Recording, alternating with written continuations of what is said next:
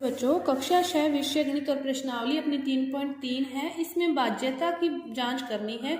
तो पहले आपको बाध्यता के नियमों का पता होगा तो आप बाध्यता की जांच कर सकते हैं। तो अपने 2 से शुरू करते हैं कि 2 से कोई संख्या बाध्य है या नहीं। इसकी जांच करने के लिए आपके पास जो भी संख्याएं दे रखी हैं आप उसमें इकाई के स्थान पर अंक देखोगे। जो भी संख्याएं दे रखी है उसकी इकाई के स्थान पर यदि 2, 4, 6, 8 इनमें से कोई भी अंक हो तो वह संख्या 2 से बाध्य होगी। इकाई के स्थान पर अंक देखोगे कि वह उनमें से कोई भी इस स्थान पर अंक हो तो वह संख्या क्या होगी, बाध्य होगी। इसी तरह 3 से बाध्य करने के लिए आप क्या करोगे, उनके अंकों का योग करोगे। जो भी आपको संख्या दे रखी होगी उनके क्या करोगे, अंकों का योग करोगे। 3 के लिए अंकों का योग करोगे और यदि अंकों के योग में 3 का भाग जाएगा तो वह संख्या क्या होगी, 3 से बाध्य होगी। 5 किसी भी संख्या के इकाई के स्थान पर 0 या 5 आ जाए, इकाई के स्थान पर 0 या 5 आ जाए तो वह संख्या 5 से बाध्य होगी, वह संख्या 5 से बाध्य होगी। 6 से बाध्यता के लिए यदि 2 व 3 वाले दोनों में से कोई भी योग करो उसमें 3 का भाग जाएगा तो 6 का भाग भी जाएगा। 2 व 3 दोनों से यदि वो संख्या बाध्य है ना, 0, 2, 4, 6, 8 इसमें से भी कोई उसमें नियम है और 3 में अंकों का योग करके 3 का भाग दोगे वो भी जा रहा है तो वह संख्या 6 से बाध्य भी होगी, वह संख्या 6 से बाध्य भी होगी।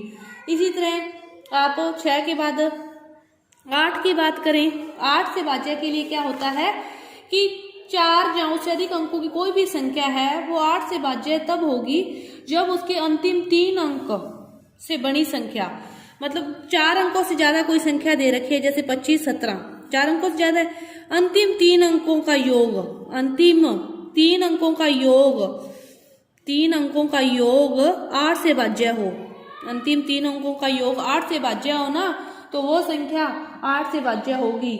इसी तरह 4 से बाध्य के लिए क्या देखना है, जब 3 से 4 से बाध्य के लिए क्या देखो, जब संख्या में 3 अंकों कम से कम कितने अंकों, 3 अंकों और उसमें से अंतिम 2 अंक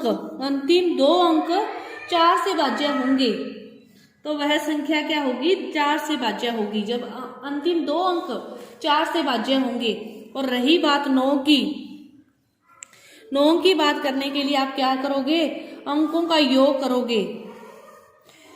सभी किसी भी संख्या के अंकों का योग यदि 9 से बाध्य होगा, सभी का योग, 3 में भी यही नियम है, 9 में भी यही नियम है कि अंकों का योग यदि 9 से बाध्य होगा तो वो संख्या अंकों उससे बाध्य होगी।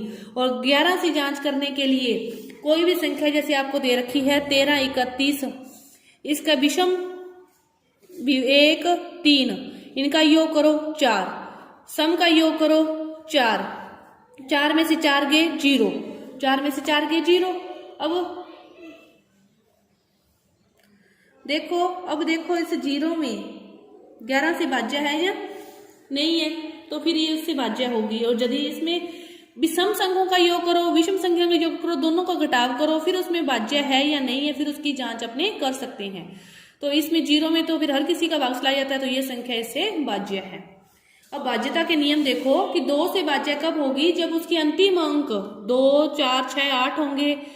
3 से बाध्य कब होगी, जब अंकों का योग में 3 का भाग जाएगा। 5 से बाध्य कब होगी, जब उसके लास्ट अंक 0 या 5 होंगे। 6 से बाध्य कब होगी, जब 2 व 3 वाले दोनों की वो सेटिस्फाई करेगा तब वो 6 से बाध्य होगी। 8 से बाध्य कब होगी, जब जो संख्या तो 4 अंकों की है लेकिन उसके लास्ट 3 अंकों में 8 का भाग जाए।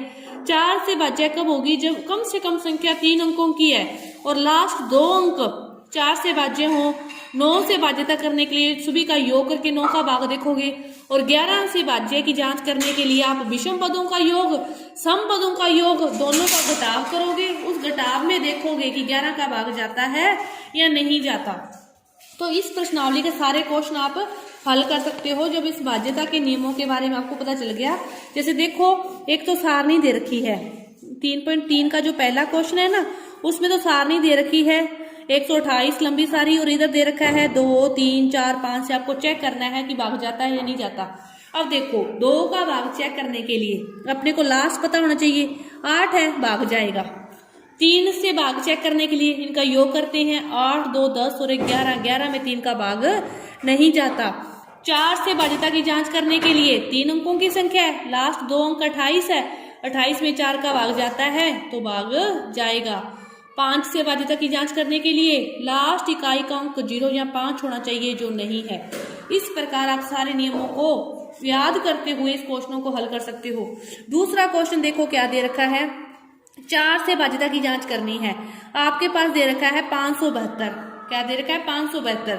अब 3 अंकों की संख्या है, अंतिम 2 अंक 72, 72 में 4 का भाग जाता है नहीं जाता, देखो 4 एकम 4, 3 32, 4 8 है 32, तो ये 4 से भाज्य है। इसी तरह 5500 00 में तो जाएगा।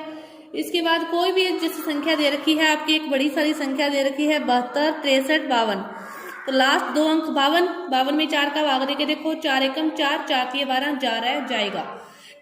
4 से बाध्यता की जांच करनी है तो लास्ट 2 अंकों में भाग देके देखना है कि भाग जाता है या नहीं जाता। तीसरा क्वेश्चन है 6 से भाज्य है या नहीं चेक करना है। आपके पास संख्या है 29 71 44। पहले तो 2 के नियम देखने हैं, फिर 3 के देखने हैं। 2 के नियम देखने के लिए लास्ट अंक 4 है, सही है, 2 से भाज्य है। अब 3 से चेक करना है भाज्य है या नहीं है, तो सभी का योग करोगे, 2 9 7 1 4 4 4 4 8 1 9 9 9 18 2 20 27, 27 में 3 का भाग जाता है, तो मतलब ये संख्या 6 से भी क्या है, भाज्य है। 6 से भाज्य चेक करने के लिए इस प्रकार करोगे, 2 से देखोगे, 2 से देखने के लिए क्या करोगे, लास्ट अंक इकाई का अंक देखोगे। 3 से देखने के लिए क्या करोगे, सभी का योग करोगे। चौथा क्वेश्चन है 11 से भाज्य है या नहीं है चेक करना है।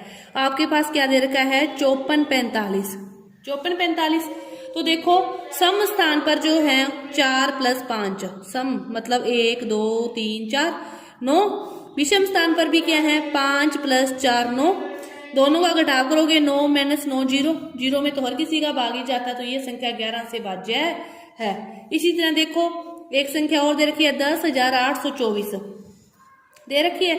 अब देखो 1 3 5, इनका योग करो, 1 + 8 + 4, 8 4 12 और 1 13, फिर बची 0 2 0 2 2, 13 में से दोगे 11, 11 में 11 का भाग जाता है, तो इसमें भी 11 का भाग जाएगा। समझ गए होंगे ना आप अब सारे नियम, क्या नियम है, किस प्रकार इनको हल करना है। तो इन्हीं नियमों को देखते हुए ही आप एक बार दोबारा देख लो। 2 से बाध्यता जांच करनी है तो इकाई का अंक देखना है, इकाई का अंक 0 2 4 6 8 होगा तो वो 2 से भाज्य होगी।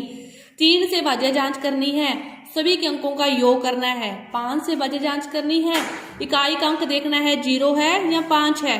6 से चेक करनी है तो 2 वाला नियम भी लगाना है, 3 वाला नियम भी लगाना है। 8 और 4 के लिए थोड़ी सी टेढ़ी कहानी है, इसको समझो। 8 से जांच करनी है तो 3 अंतिम संख्याएं, उनमें 8 का भाग जाए, और 4 से जांच करनी है तो लास्ट के 2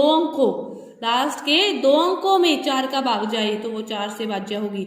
9 से बाध्यता जांच करनी है तो सभी के अंकों का योग करो और उसकी बाध्यता की जांच करो।